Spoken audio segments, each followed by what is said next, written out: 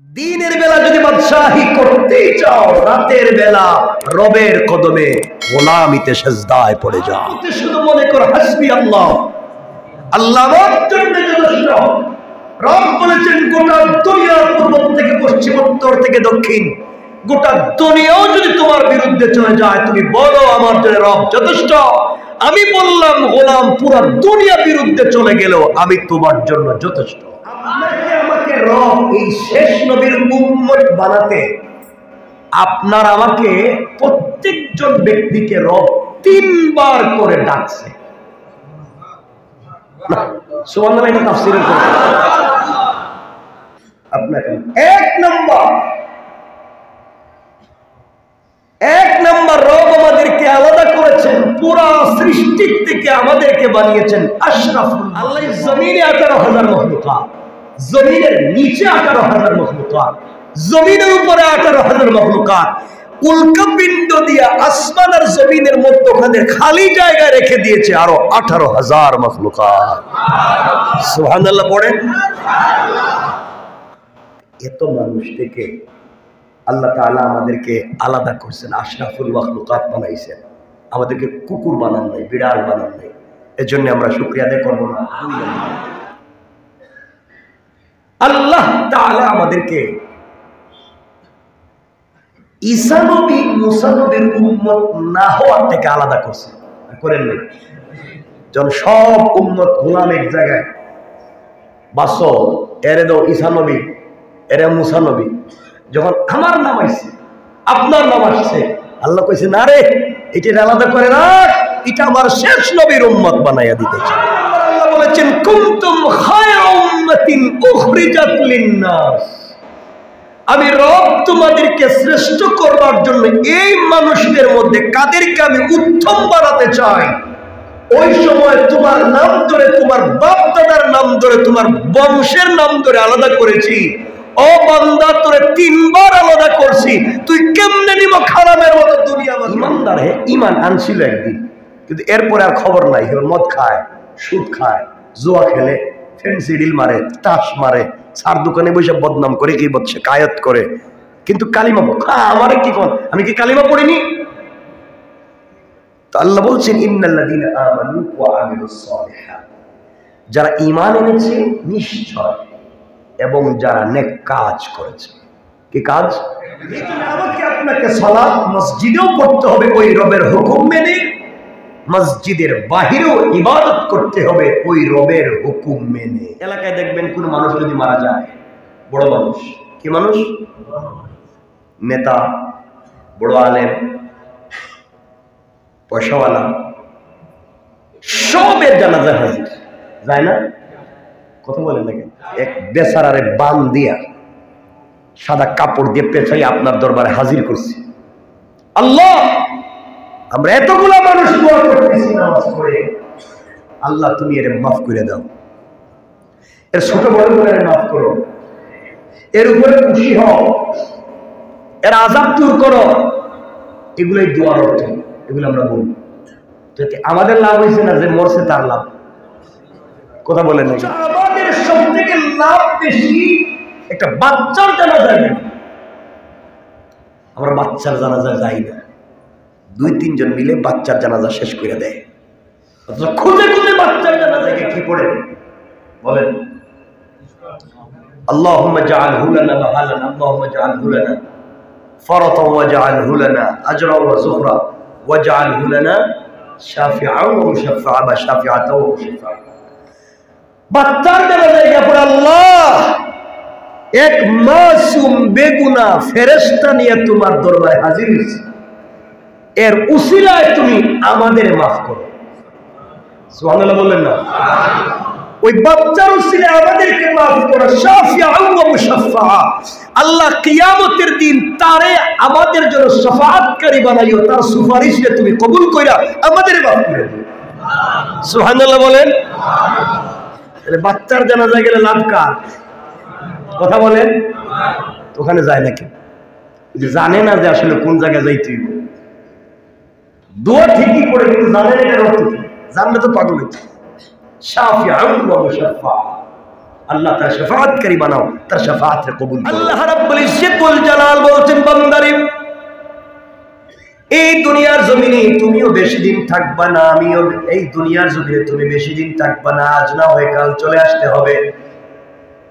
বান্দা দুনিয়ার জমিনে শুধু শুধু সম্পদ রাইখা আইসো না, ওগুলাকে আমার রাস্তায় কাজে লাগাই আসো, সন্তানগুলাকে আমার রাস্তায় কাজে লাগাই আসো।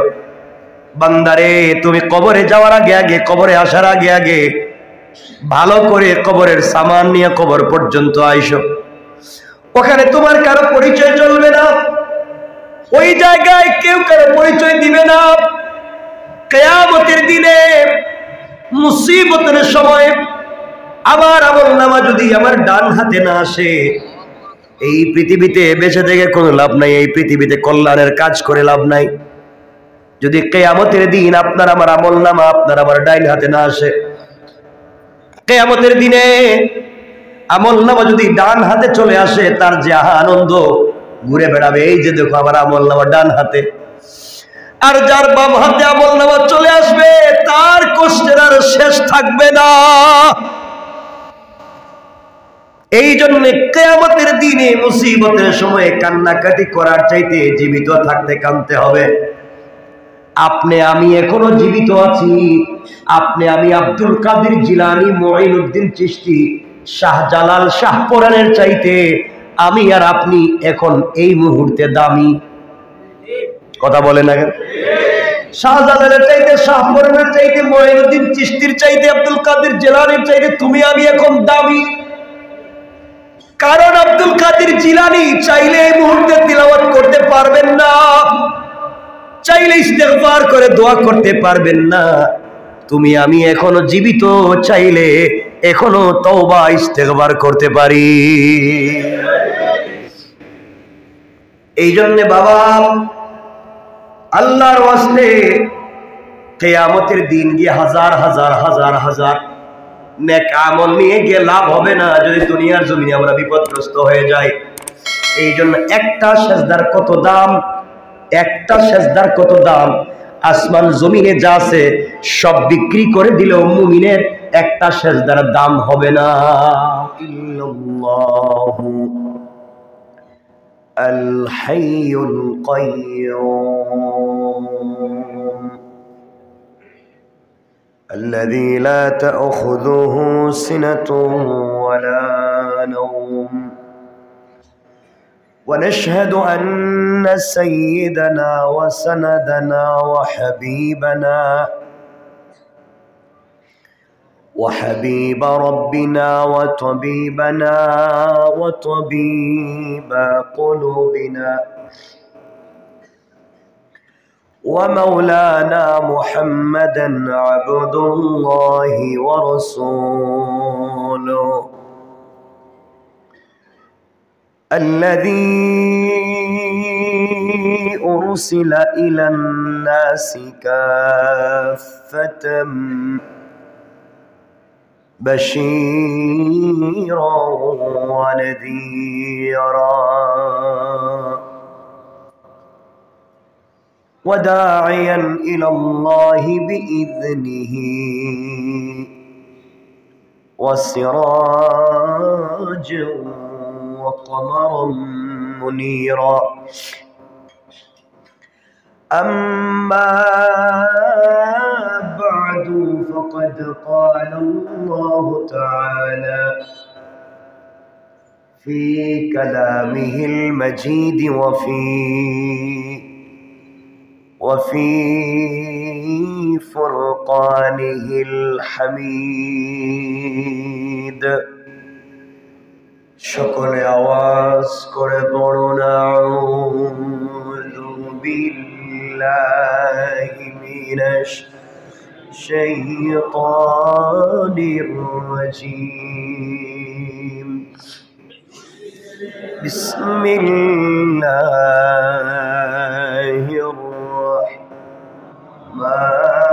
রাহমানির রহিম.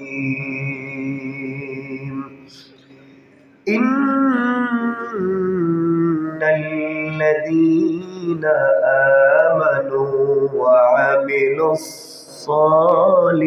الصالحات وأقاموا الصلاة وآتوا الزكاة لهم أجرهم عند ربهم ولا خوف عليهم ولا هم يحزنون صدق الله العظيم وصدق رسوله النبي الكريم ونحن على ذلك من الشاهدين والشاكرين والحمد لله رب العالمين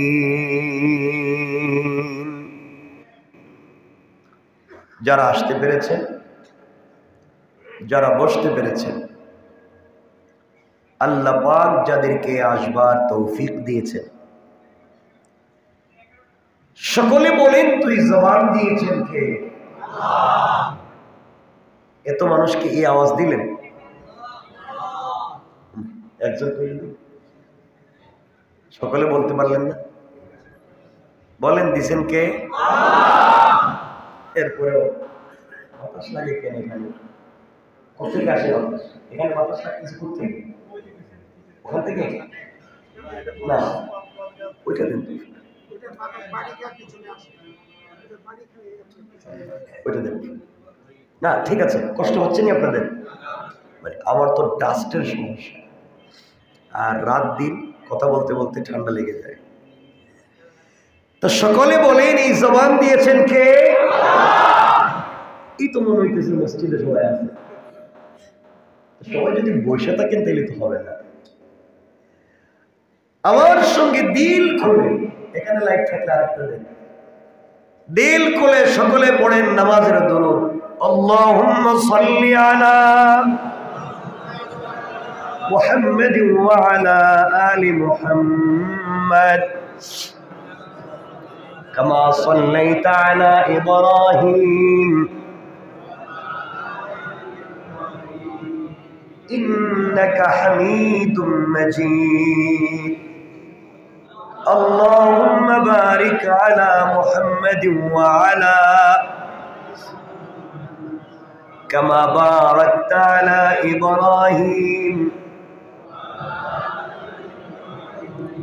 إنك حميد مجيد بلغ العلا زره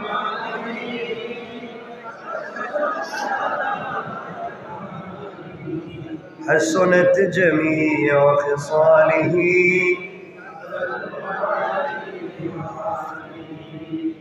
بلغ العلا بكماله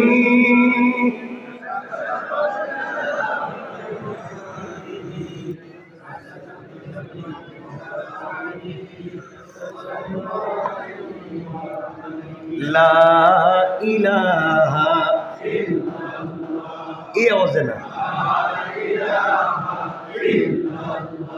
زور لا إله إلا الله لا إله إلا الله لا إله إلا الله لا إله إلا الله لا إله إلا الله لا إله إلا الله لا إله إلا الله لا إله إلا الله لا إله إلا الله لا إله إلا الله لا إله إلا الله لا إله إلا الله لا إله إلا الله لا إله إلا الله لا إله إلا الله لا إله إلا الله لا إله إلا الله لا إله إلا الله লা ইলাহা ইল্লাল্লাহ লা ইলাহা ইল্লাল্লাহ মুহাম্মাদুর রাসূলুল্লাহ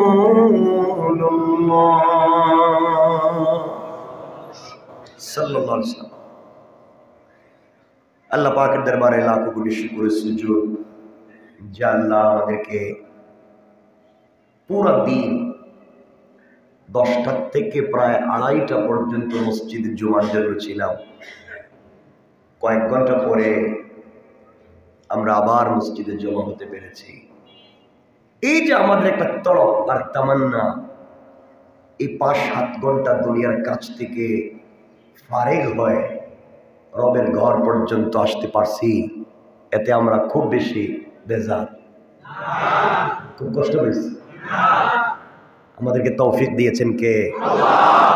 বলেন তো, ঢাকা শহরে আমরা যারা আসছি, আমরাই না আরো মানুষ আছে না নাই? আপনার আমার চেয়ে বহুত তাহাজ্জুদওয়ালা পরহেজগার আছে। তো সন্ধ্যার পরে দিনের হালাকায় বসতে পারা, দিনের এই কাজে বসতে পারা সকলের ভাগ্যে হয় নাই। এজন্য সবটুকুন ভালোবাসা দিয়ে পড়ছি আলহামদুলিল্লাহ।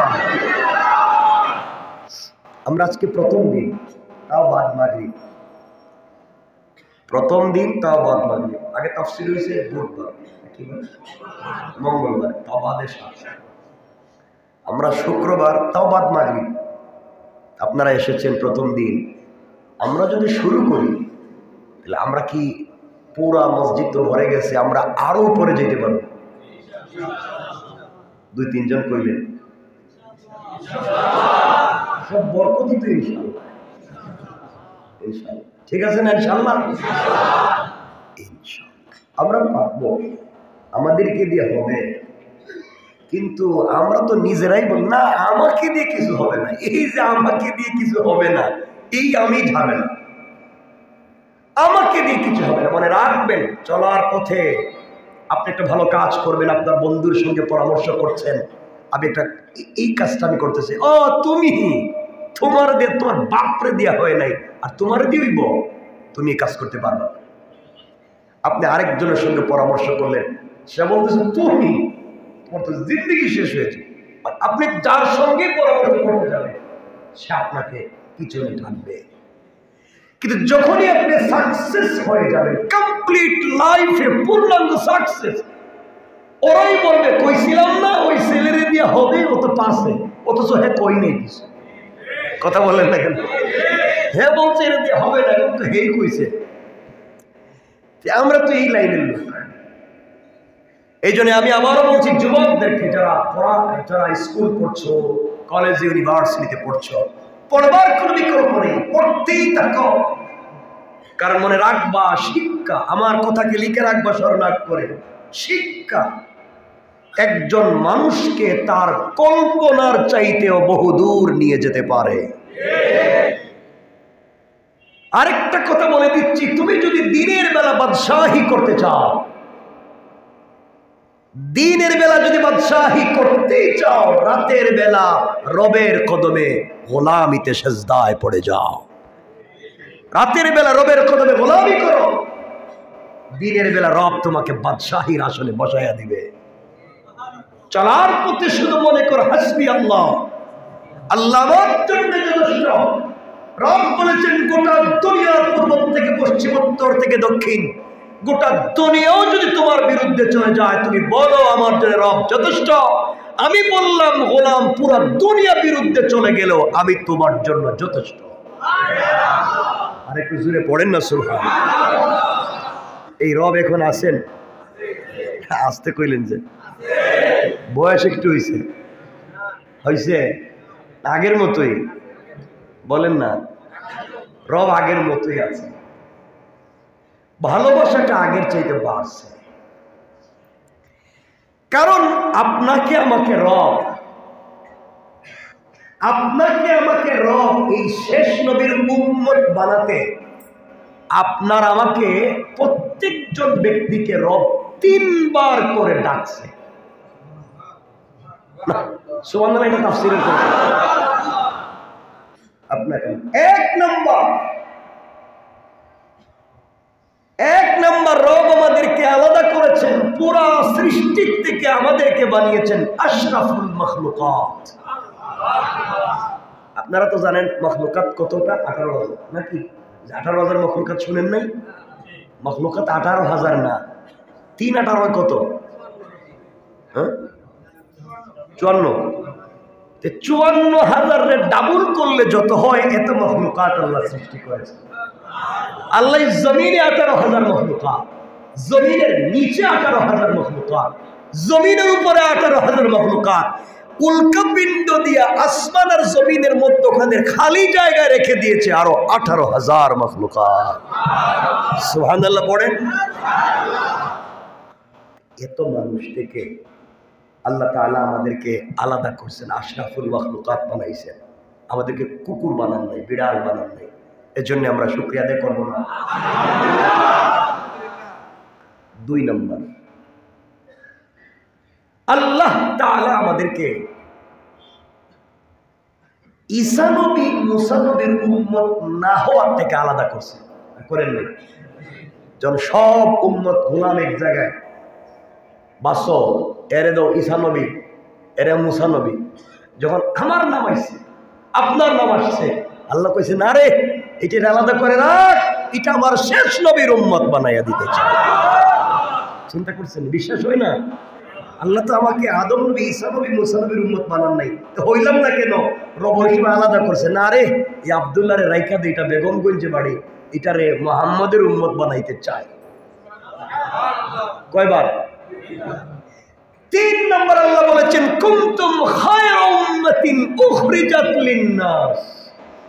আমি রব তোমাদেরকে শ্রেষ্ঠ করবার জন্য এই মানুষদের মধ্যে কাদেরকে আমি উত্তম বানাতে চাই। ওই সময় তোমার নাম ধরে, তোমার বাপ দাদার নাম ধরে, তোমার বংশের নাম ধরে আলাদা করেছি। ও বান্দা, তোরে 3 বার আলাদা করছি, তুই কেমনে নিমক হারামের মতো দুনিয়া আমাকে ভুলে যাস? এই জন্য আমরা রবকে ভুলে যাব না, বলেন না ইনশাআল্লাহ?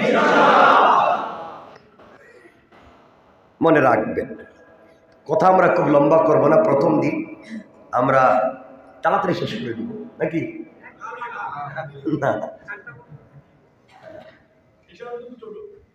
এইসব পর্যন্ত হইলে তো সমানই হইল, তাড়াতাড়ি হইল কেমন? জায়গায় তো থাকলো। আপনারা এইভাবে দাওয়াত দিয়ে পুরো ঢাকা শহরে দাওয়াত দিয়ে আবার জমা করতে পারবেন না এখানে? কারা কারা পারবেন? মাশাআল্লাহ, সবাই তো পারতেছি, তাহলে তো মানুষের জায়গা হইতো না। যাক, আজকে আমরা এক জায়গা থেকে শুরু করতেছি। আল্লাহ যদি বাঁচায়, আমাকে তৌফিক দেয়, আমার তাকদীরে রাখে, আপনাদের সাথে আবার দেখা হওয়ার সুযোগ করে দেয়, আল্লাহ যদি চান, সবকিছুর পরে চাইতে হবে কে? আল্লাহ। আমরা ধারাবাহিক তাফসীর করব। কি আমরা কি চাই যে পুরো 30 পারা পড়ে তাফসীর শুনি? আমরা আফসোস, আমরা এক জায়গায় শুরু করেছিলাম 8 বছরে 3 পারা সূরা নিসা, 8 বছরে আমরা আসছি সূরা নিসা। তাহলে আল্লাহ চাইলে তো আমরা 1 বছরেও আমরা পুরো কোরআনের তাফসীর খতম করতে পারি। ওই যে মাঝে মাঝে বইলা আমরা চেষ্টা করব খুব সংক্ষেপ করে আমরা যেন একসাথে মিলে বেশি করতে পারি। আল্লাহ যদি কবুল করেন, আমিন। আজকে আমরা আলোচনা করব সূরা বাকারার 3 নম্বর পারায়। আল্লাহ বলছেন ইন্নাল্লাযীনা আমানু, নিশ্চয় যারা ঈমান এনেছে, মুমিন, ওয়া আমিলুস সালিহাত, এবং নেক কাজ করেছে। ঈমান এবং নেক কাজ আলাদা। অনেক ইমানদার কিন্তু নেক কাজ করে না, কথা বলে না।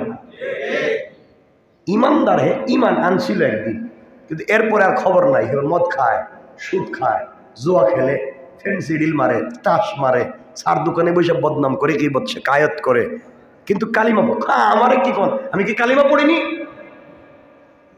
তো আল্লাহ বলছেন ইন্নাল্লাযীনা আমানু ওয়া আমিলুস সালিহাত, যারা ঈমান এনেছে নিশ্চয় এবং যারা নেক কাজ করেছে। কি কাজ? নেক কাজ। আল্লাহ বলছেন এরপরে আকামুস সালাহ, এবং সালাত, আকামুস সালাহ, সালাতকে সে বাস্তবায়ন করেছে।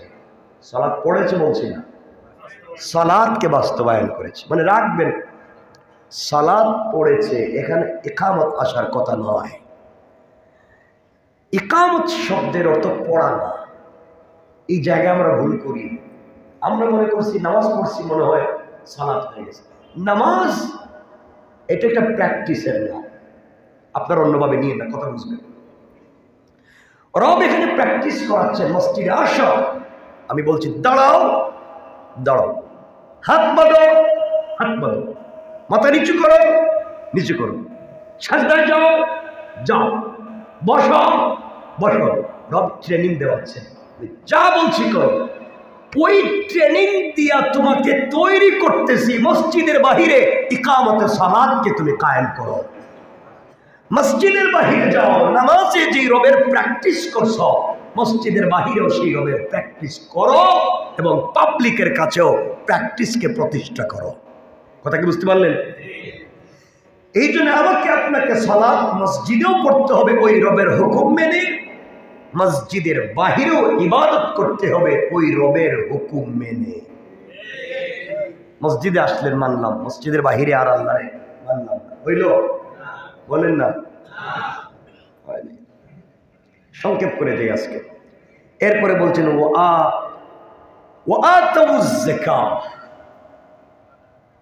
আল্লাহ বলছেন তোমরা যাকাতকে কি করো? আদায় করো। যাকাতটা দেও। যাকাত কারে দিবেন? বলেন না, আবার বলেন, যাকাত দিবেন কারে? বলেন না, গরিবকে। যার কাছে যাকাত পরিমাণ প্রশ্ন সে গরিব, যার কাছে যাকাত পরিমাণ সম্পদ নাই সে গরিব। এখন দেখা যায় মসজিদের ইমাম সামনে যাকাত দিছে, মসজিদের ইমামের বাড়ি 5 তালা, ছেলে দুটো ফ্রান্স থাকে, ইমামতি করে, হুজুর আপনার যাকাত দিলাম। হুজুর উল্টা যাকাত দেওয়ার কথা, এখন পাবলিক হুজুররা যাকাত দেয়। হুজুর যাকাত দিচ্ছেন, হুজুর হারাম কাজ করছেন, যে যাকাত দিছে হেও হারাম কাজ করছে। উনারও যাকাত আদায় হয় নাই, যে দিছে তারও হয়। এর অর্থ এটা না শুধু হুজুর, সকল জায়গায় যার কাছে নেশাব পরিমাণ মাল নাই সে ফকির, সে গরিব, তাকে দিবেন। আপনি মনে করছেন বেটা রিক্সা চালায়, বেটারে যাকাত দেওয়া দরকার। খবর নিয়ে দেখেন বেটার ছেলে ঢাকা ইউনিভার্সিটিতে পড়ে 20,000 টাকা ভাড়া দিয়ে থাকে। কথা বলেন না কেন? আপনি এর যাকাত দৌড়াইয়া দিবেন, হবে না। মনে রাখবেন যাকাত এমন এক হকের নাম, যার কাছে এই মুহূর্তে নেশাব পরিমাণ সম্পদ নাই এবং বিপদগ্রস্ত, সে চায় না, তাকে দিতে হয়। আল্লাহ বলছেন যাকাত চাইয়া নেই না, বরং যাকাত দিতে হয়। আজকালকে পাবলিক যাকাতের জন্য দরিদের বাড়ির গেটে দাঁড়ায় থাকে, আর দলীয় যাকাত দেয় 50, 100, 200, 300। এটা যাকাত দেওয়া নয়, এটার নাম দুষ্টামি আর শয়তানি করা। কথা বলেন না কেন? 100 টাকা 200 টাকা কিন্তু যাকাত নেই, এগুলো দুষ্টামি। যাকাত এভাবে দিতে হবে এমন লোক থাকে, তার এই সমস্যার যেন সমাধান হয়, সে যেন বিপদ মুক্ত হয়, সে যে কাজে আসছে তার কাজটা যেন হয়। আপনার যাকাত দিলেন 100, যাকাত দিলেন 200। এখন তো শুনছি যাকাতের কাপড় পাওয়া যায়, লেখা রাখছে দোকানে, আমার দোকানে যাকাতের কাপড় পাওয়া যায়, এর দোকানে ঠাড়া পড়ো।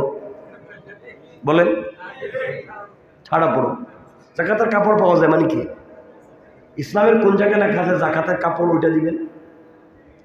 তার দোকানে দামি দামি কাপড়, যাকাতের কাপড় যেখানে লেখা, এটার অবস্থা ভালো, এই কাপড়ের অবস্থা ভালো। আমি কি ভুল বলতেছি মনে হয়? এগুলা কেন বাবা? এগুলো আমার কথা আপনার খারাপ লাগতেছে? আমি তো শুরু করতেছি, শুনেন না, যাই সামনে দিয়ে। সুতরাং যাকাত দেওয়া এটা ফরজ। যাকাত যে প্রাপ্য তার ঘরে পৌঁছে দেওয়া ফরজ। তার ঘরে নামাজ ফরজ। নামাজ আবার বলেন নামাজ, সবাই বলেন নামাজ ফরজ। আল্লাহ এসে নিবে না আপনি দিবেন? কথা বলেন না।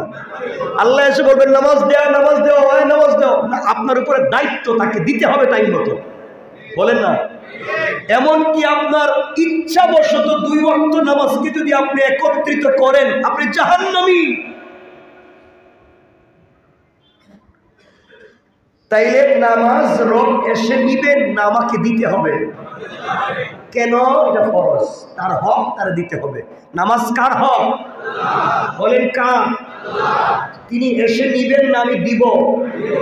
দিব। কাকুতি মিনতি করবো, আল্লাহ ঠিক মতো পড়তেছি কিনা, ভুল হয়েছে, আল্লাহ ঠিক মতো সেজদা দিতে পারি নাই, সূরা কেরাত ঠিক নাই, রব মাফ করে দিও।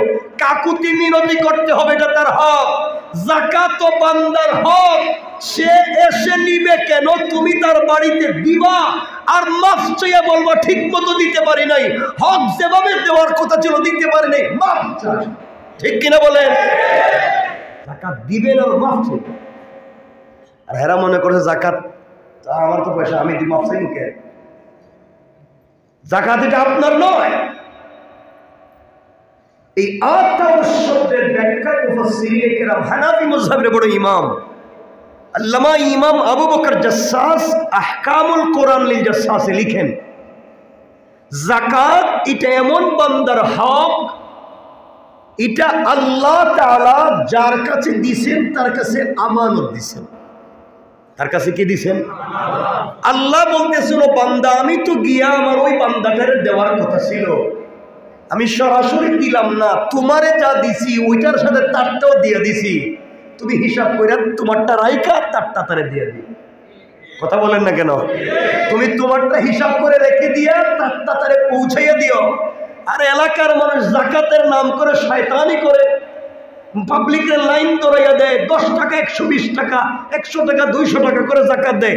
এটার নাম যাকাত দেওয়া নয়, দুষ্টামি। কিয়ামত পর্যন্ত এভাবে যাকাত দিলে যাকাত আদায় হবে। আমার কথা কি বুঝলেন আপনারা? যাকাত কি এসে নিবে না পৌঁছাই দিব? দিয়া মাফ চাইব, ঠিক মতো দিতে পারলাম না, তোমার হকটা আমার কাছে ছিল ভাই, আমানত রাখা।